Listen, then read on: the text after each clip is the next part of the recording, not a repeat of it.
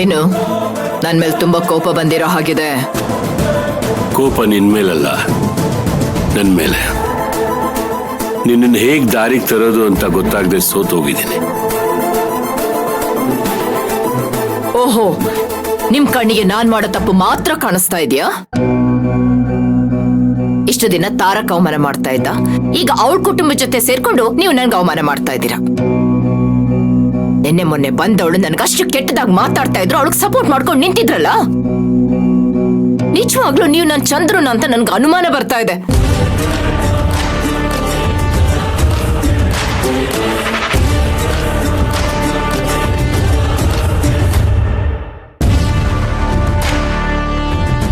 ಮೊದಲು ಶುರು ಮಾಡಿದ್ ಯಾರು ಅಂತ ಯೋಚನೆ ಮಾಡಿ ರಾಜೇಶ್ವರಿ.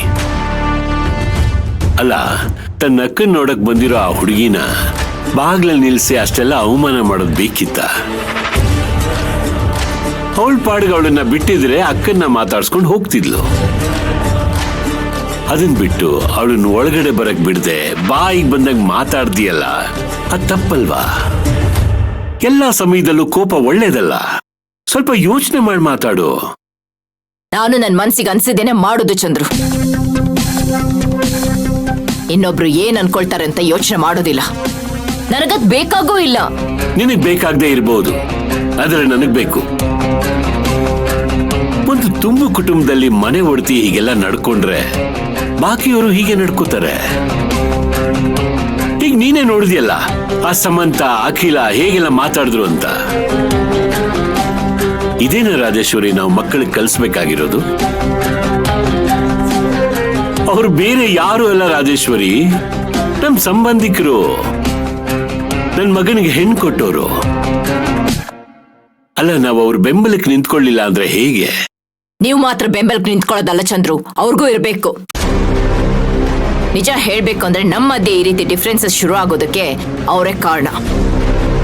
ಅವ್ರು ನಮ್ ಕಣ್ಣಿಂದ ಮರೆಯಾಗಿದ್ರೆ ಈ ರೀತಿ ಸಮಸ್ಯೆನೇ ಇರೋದಿಲ್ವಲ್ಲ.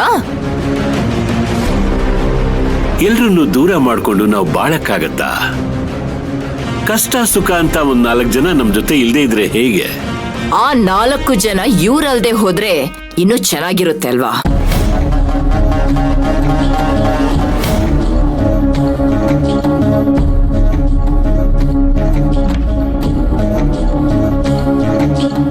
ನನ್ನ ಸ್ಟೇಟಸ್ಗೆ ಗೌರವ ಕೊಡೋರು ತುಂಬಾ ಜನ ಇದ್ದಾರೆ.